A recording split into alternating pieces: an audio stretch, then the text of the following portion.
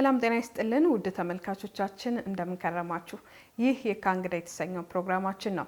በዚህ ፕሮግራም በክፍለ ከተማው የተከናወኑ የልማትና የመልካም አስተዳደር ጉዳዮችን አስመልክቶ ከተቋማት ኃላፊዎች ጋር ቆይታ እናደርጋለን። ዛሬው እንግዳችን የካ ክፍለ ከተማ ንግድ ጽሕፈት ቤት ኃላፊ አቶ አለማየሁ ማሞ ናቸው። በቅድሚያ ያቀረብንልዎትን ጥያቄ ተከትለው ስቱዲዮ ድረስ በመምጣት ለማብራራት ፈቃደኛ ስለሆኑልን በተመልካቾች ስም ከልብ አድርጌ አመሰግናለሁ። እኔም የተሰሩ ስራዎችና አጠቃላይ ስለ ጽሕፈት ቤቴ ያሉ የስድስት ወር አፈጻጸሞችን እንዳቀርብ እንግዳ አድርጋችሁ ስለጋበዛችሁኝ በራሴና በጽሕፈት ቤቴ ስም አመሰግናለሁ። እንግዲህ ጽሕፈት ቤታችሁ በ2018 ባለፉት 6 ወራት ምን ተግባራትን ለማከናወን አቅዶ ወደ ስራ ገባ? ምን ያክሎቹንስ ፈጸመ የሚለውን በማንሳት እንጀምር። እንደሚታወቀው የኛ ጽሕፈት ቤት በጣም በርካታ ስራዎችን የሚሰራ ጽሕፈት ቤት ነው። ከያዝናቸው ግቦች በርካታ ግቦች እንዳሉ ይታወቃል። በዋናነት ግን በአቅርቦትና ቁጥጥሩ ላይ ፎከስ አድርገን ስንሰራ የነበረበት ሂደት ነው ያለው። በተለይ የኑሮ ውድነትና ገበያ ማረጋጋት ላይ በልዩ ሁኔታ ስንሰራበት የነበረ ሂደት ነው ያለው።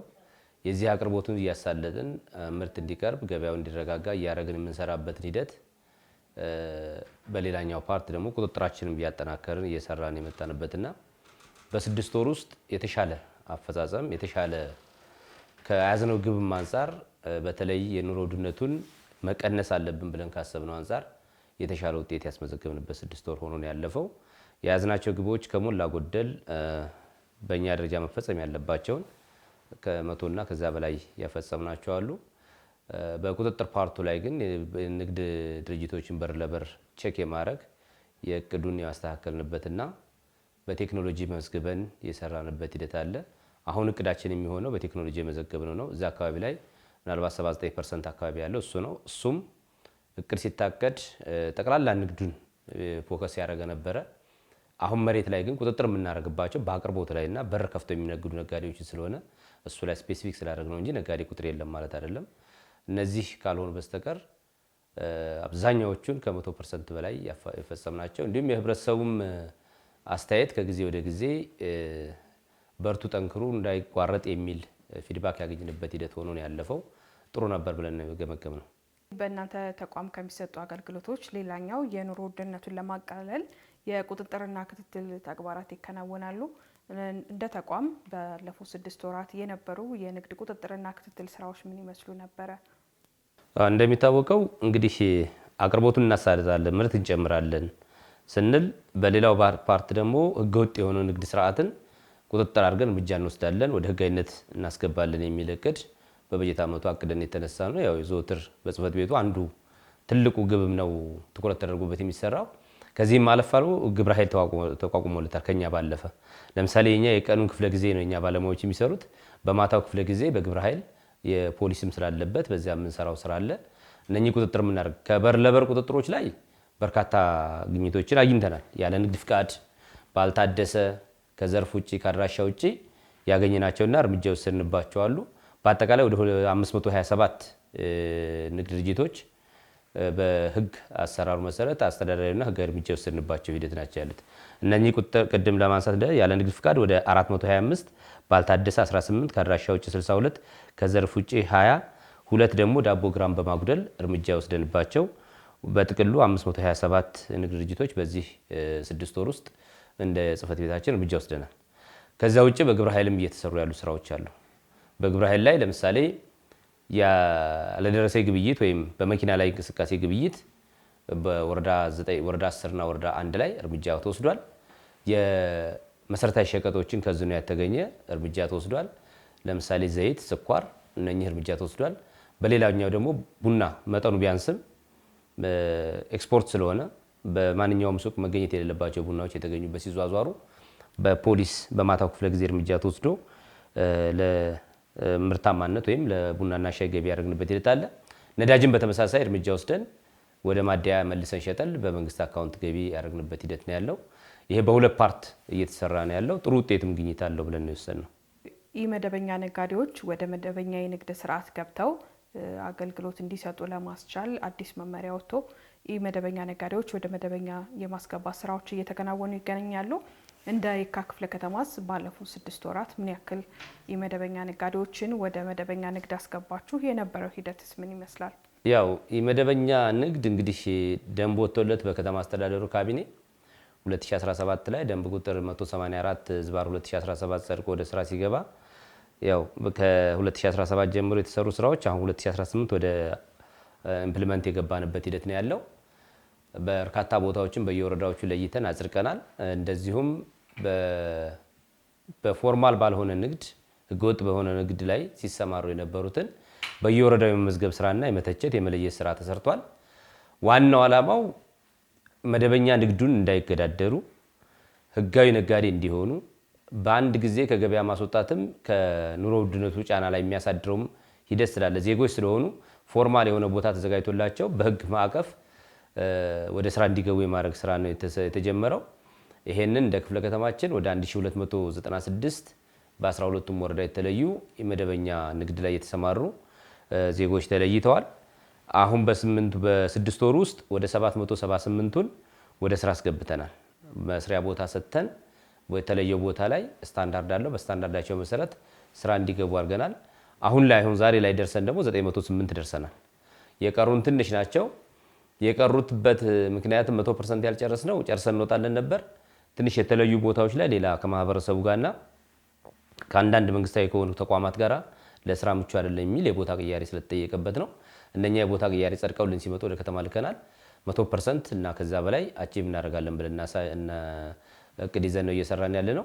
በተለዩ ቦታዎችም ከዛ በላይ ከቀሩት የሰው ኃይል በላይ መያዝ የሚችሉ እንደሆኑ ልኬትም ስለተወሰደ በዛ ልክ ነው ያለ ነው። ይሄ እንግዲህ ከወረዳ ተለይቶ የመደበኛ ወይም ባልተፈቀደ የንግድ ቦታ ላይ ሲሰሩ የነበሩትን በተፈቀደ የንግድ ቦታ ላይ እንዲሰሩ የማድረግ ስራ የወረዳውም ተሳትፎ ትልቅ ነው። እኛ ክትትልና ቁጥጥር ነው የምናደርገው። በዛ መንገድ እስካሁን ድረስ በ6 ወሩ 778 ብያለሁ። አሁን ዛሬ ላይ ባለፈው ሳምንት የገመገም ነው 908። ያው አንዱ በግብረ ኃይልም እየተገመገመ ስለሆነ ቀሪ ወደ 300 ምናምን የሚሆኑ አሉን።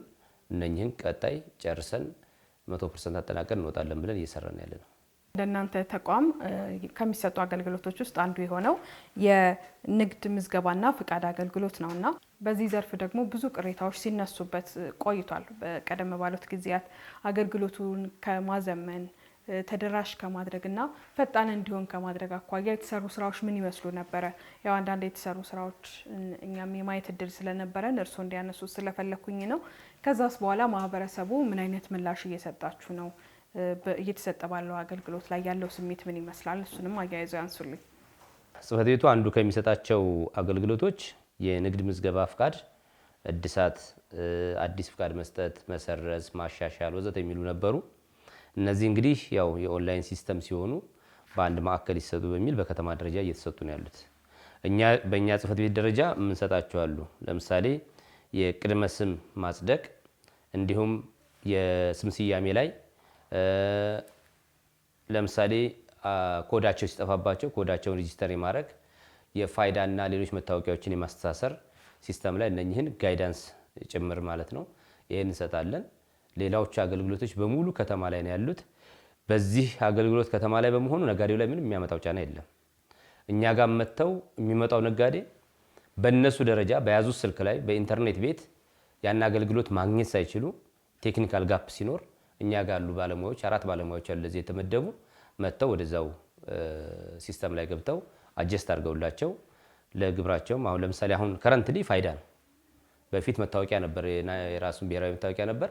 አሁን ግን ፋይዳ ማያያዝ ስላለባቸው እሱ ላይ ትንሽ ጋፕ ስላለ እየመጡ ፋይዳቸውን እያስተሳሰሩላቸው ሲስተም ላይ እየጫኑላቸው ይሄዳሉ። ይሄን አገልግሎት እያገኙ ያሉበት ሂደት ነው ያለው። ይሄን ነው እየሰጥን ያለ ነው። ነጋዴው ምን ይላል? በጣም ያው ሲስተም ቴክኖሎጂ ሲደገፍ የሚመጣውም ነጋዴ ግለሰቦች እንዲህ ያደርጉኛል ብሎ አያስብም።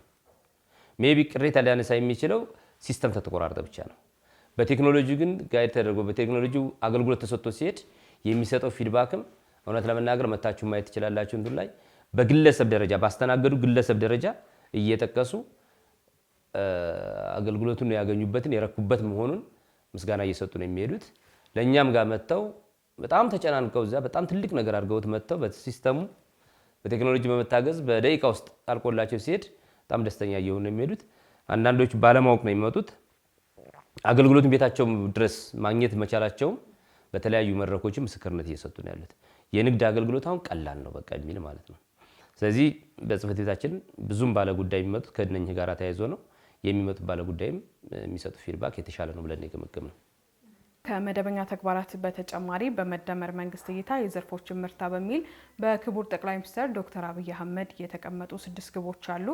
ከዛ ውስጥ ከተቀመጡ አቅጣጫዎች ውስጥ አንዱ የሆነው የኑሮ ውድነትን ማቃለል ተግባር ነውና እንደ ክፍለ ከተማ በዚህ ዘርፍ የተሰሩ ስራዎች ምን ይመስሉ ነበረ? የተገኙ ግኝቶችስ ምን ይመስላሉ? አንዱ እኛ ጽህፈት ቤት እንደ ጽህፈት ቤት ከሚሰራቸው ስራዎች አቅርቦት ላይ ይሰራል። የገበያ ዋጋ ማረጋጋት ላይ በጣም ይሰራል። ሁለተኛ ቁጥጥር ነው ብያለሁ። አሁንም በመደመር መንግስት እይታ የዘርፎችን ምርታ የሚለው በክቡር ጠቅላይ ሚኒስትራችን በስልጠና ማጠቃለያ ላይ በተቀመጡ አቅጣጫዎች 6 ግቦች ላይ በተለይ እኛ የመቀነስ ግብ ተብሎ የተቀመጠው ላይ የኑሮ ውድነቱን ከ2 ዲጂት ወደ 1 ዲጂት ግሽበቱን ዝቅ ማድረግ አለብን ብለን ከተማ አስተዳደሩም እንደ ፌዴራልም ተይዟል፣ እንደ ከተማ አስተዳደር ተይዟል። ይሄ ሲወርድ ደግሞ እንደ ሰብሲቲም ይዘናል እንደ ክፍለ ከተማ። በዚህ ላይ የካ ያሳካዋል ተብሎ የተሰጠን እቅድ አለ። እኛም በራሳችን ይሄን መስራት አለብን ብለን የያዝናቸው እቅዶች አሉ። ባለፉት 6 ወራት ሁሉንም ከእቅድ በላይ ያሳክተናል። ውጤታማ ስራ ነው የሰራ ነው። ለምሳሌ አንዱ የገበያ መዳረሻ ማስፋት ነው። እኛ በዚህ 6 ወር ውስጥ መጀመሪያ ስነሳ 1 ገበያ እንጨምራለን ብለን ያዝ ነው። የመደመር መንግስት ሲመጣ ግን 3 ገበያዎችን መጨመር አለብን ብለን 3 ስታንዳርዳቸውን የጠበቁ ገበያዎችን በመጨመር ወደ 23 ከፍ አድርገናል፣ ከ20 ማለት ነው። ይሄ እነዚህ ገበያዎች ደግሞ አንዱ እዚህ መገናኛ ፊት ለፊት የምታዩት ነው። በአዲስ መልክ የጀመርነው ባዛር ብቻ ነበር የምናከናውንበት። ትልቅ አቅርቦት ያለበትና በከተማም በፌዴራልም ማንኛውም ሚዲያ መጥቶ እንትን የሚል የተሻለ አገልግሎት እየሰጠ እንደሆነ ይስፋ የሚል ኮመንት ሁሉ ያገኘንበት ነው ያለው። ሌላኛው ከአቅርቦት ከሰብል ምርት ከአትክልትና ፍራፍሬ እነዚህ ከእንስሳት ተዋጽኦ መሰረታዊ ሸቀጦች እንዲሁም በገበያ ማዕከል የምናስተናግድ የቁም እንስሳና ከገበያ ማዕከል ውጭ የምናስተናግዳቸው የበግና ፍየል በዓላትን ታሳቢ አድርጎ የአቅርቦት እንዲኖር የሰራናቸው ስራዎች አሉ። በተሻለ መንገድ ነው አፈጻጸማቸው። ቁጥሮቹም መግለጽ ካስፈለገም የተሻለ አፈጻጸም እንዳላቸው እንትን ብለናል። ለምሳሌ ሰብል ምርት ወደ 48286 ኩንታል ነው በዚህ 6 ወር የቀረበው። እሱ በናሙናም እናንተም የዘገባችሁት ሂደት አለ የተሻለ ነው ብለን ነው። አትክልትና ፍራፍሬም ወደ 223 ኩንታል ነው 223041 ኩንታል በዚህ 6 ወር ውስጥ ቀርቧል። ይሄ ባዛር በተደጋጋሚ 3 ባዛሮች ያሳልፈናል። አንዱ የአዲስ ዓመትን ታሳቢ ያደረገ ባዛር አሳልፈናል። የሬቻን ባዛር አሳልፈናል። የብሔር ብሔረሰቦችን ታሳቢ ያደረገ ባዛር አሳልፈናል። አራተኛው የገና በዓልን ታሳቢ ያደረገ ስታንዳርዱ የጠበቀ ባዛር በመስራታችን አቅርቦቱ ላይ ከፍተኛ ውጤት እንዲመጣ አድርጎታል። የእንስሳት ተዋጽኦም በተሻለ መንገድ ነው። እንቁላልም በተሻለ መንገድ የቀረበበት ሂደት አለ። ያው የተመደበልን ስኳርን በማንሳት ለማህበረሰቡ እንዲደርስ ያደረግንበት ሂደት አለ። ወደ 5979 ኩንታል ስኳር ያሰራጭንበት ሂደት አለ በዚህ 6 ወር ውስጥ። ዝቅተኛ ገቢ ላላቸውም የህብረተሰብ ክፍሎች በሸገር ዳቦ እና በፒፒኤም የተመረቱ ወደ 17 ሚሊዮን አካባቢ ላይ በዚህ 6 ወር ውስጥ አሰራጭተናል። ይሄ ከእቅድ አንጻር 75% ነው። ነገር ግን ያው ሸገር ዳቦ የቀረበውን ነው የምናሰራጨው። ፒፒም በተለይ ወጣ ገባ ይሉ ነበረ። ዞሮ ዞሮ ለማህበረሰቡ ተደራሽ ሆኗል ብለን ያሰብነውን ስለሆነ ቁጥሩ ይሄን ያህል የተሰራጨበት ሂደት ነው ያለው። የዳልጋ ከብትም በተሻለ መንገድ ለምሳሌ በገበያ ማዕከል ውስጥ ወደ 26952 የገበያ ማዕከል ውስጥ ከብቶች እንዲስተናገዱ የተደረገበት አለ። በዓላትን ታሳቢ ያደረገ ደግሞ በየአካባቢው ለበዓላት ታሳቢ ተደርጎ ደንብ ማስከበርም ሌሎች እንቅፋት እንዳይሆኑ ተነጋግረን የፈጠርናቸው ገበያዎች ላይ ወደ 40 ሺህ የዳልጋ ከብት ተስተናግዶ ማህበረሰቡ በቀላሉ ለበዓል የሚሆኑ የዳልጋ ከብቶችን የሸመተበት ግዢ የፈጸመበት ሂደት ነው ያለው። በግና ፍየልም በተመሳሳይ ወደ 128 ሺህ ከእቅዳችን አንጻር በጣም 114% አካባቢ ላይ አቅርቦት የነበረበት ሂደት ነው ያለው ማለት ነው። ስለዚህ በአጠቃላይ ከአቅርቦቱ አንጻር የአንዱ ለመጨመሩ ቅድም ያልኩት የገበያ ማስፋት እንዳለ ሆኖ በግብረ ኃይል መያዙ ደግሞ በየሳምንቱ እየተገመገመ መሄዱ የኮር አመራር ልዩ ትኩረት መሰጠቱም በየወረዳው ያለው የምርት አቅርቦት እጥረት አለ ተብሎ በዚህ 6 ወር ውስጥ አልተገመገመም። እንደውም ሲነሳብን የነበረው በዓላትን ታሳቢ ተደርጎ ይሰሩ የነበሩት ቀጣይነት ያላቸው ይሁን ነበረ። እሱን ተቀብለን በቀጣይነት ባለው መንገድ እየሰራን ያለ ነው። ቅዳሜና እሁድ ለኛ ልክ የባዛር ሞዳሊቲ ባለው መንገድ እንዲመራ እያደረግን ያለንበት ሂደት አለ። አንዱ ትኩረት መሰጠቱም በዚህ ልክ ነው ያለው። አሁን ከረንት ላይ ያለው ዋጋ ከዚህ በፊት በተለይ በዚህ ዓመት ባለፈው ዓመት በዚህ ወቅት ላይ ከነበረው ጋር ስናነጻጽረው በጣም ዲፈረንሱ ትልቅ ነው። ከመስከረም ወርም አሁን ስናነጻጽረው በጣም ልዩነት አለው። ከወር ወሩ ልዩነት አለው። ያው አትክልትና ፍራፍሬ ማህበረሰቡ ምስክርነት እየሰጠበት ያለው በጤፍም ላይ ያለው ልዩነት እኛ ጋር አሁን ማኛ ጤፍ በሰንደይ ማርኬት 11000 ብር እየቀረበ ያለው ማኛ ጤፍ፣ ሌሎች አካባቢዎች ላይ እስከ 14000 እስከ 15000 ነው ያለው። ይሄ ትልቅ ልዩነት ነው ያለው። አትክልትና ፍራፍሬም በተለይ ሽንኩርት አሁን ከ20 ብር እስከ 30 ብር ይሸጣል እኛ ገበያ ላይ። ነፃ ገበያው ላይ ደግሞ ከ40 ብር እስከ 50 ብር አለ። ይሄ ልዩነቱን እያስጠበቅን መሄድ አለብን ነው በትኩረት እየሰራን ያለው። ግብረ ኃይሉም ውጤታማ ስራ ከሰራባቸው ከ6 ግቦች አንዱ አቅርቦት ላይና ቁጥጥር ላይ ለውጥ አምጥቻለሁ ብለን የገመገምንበት ሂደት ነው ያለው። እነዚህን ሁሉ ተግባራት ስታከናውኑ ለብቻችሁ ሆናችሁ አይደለም፣ ብዙ ባለድርሻ አካላት አሉና ከባለድርሻ አካላት ጋር የነበራችሁ ቅንጅት፣ በጋራ የመስራት ሂደቱ ምን ይመስል ነበረ? እስኪ እሱን እናንሳ።